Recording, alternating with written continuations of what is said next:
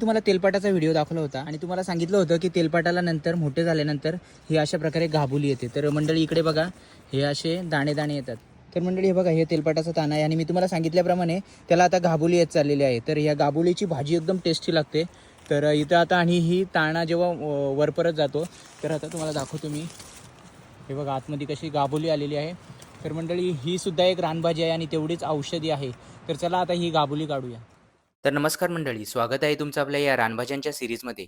तर व्हिडिओमध्ये दाखवल्याप्रमाणे आजच्या या व्हिडिओमध्ये आपण चाईचा मोहर म्हणजेच आमच्याकडे याला गाबोली म्हटलं जातं, तर काही ठिकाणी याचं नाव शेंडवेल असंही आहे.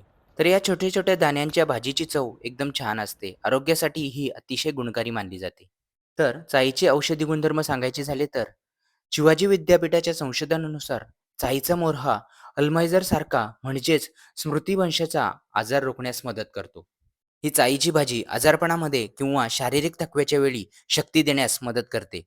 या वेलीचे कंद बारीक करून किंवा कापून शरीराच्या सुजलेल्या भागावर जर लावले तर सूज लवकर कमी होते. तर या चाईच्या वेलीला शरद ऋतूमध्ये सुंदर असा मोहर येतो. कांदा, लसूण आणि हिरवी मिरची घालून या मोहराची पालेभाज्यांसारखी रुचकर भाजी बनवली जाते. ही एक अतिशय उपयुक्त अशी रानभाजी आहे. तर मंडळी, वर्षातून एकदा येणारी ही चाईची भाजी नक्की खाऊन बघा. भेटूया पुढच्या व्हिडिओमध्ये एका नवीन रानभाजी सोबत.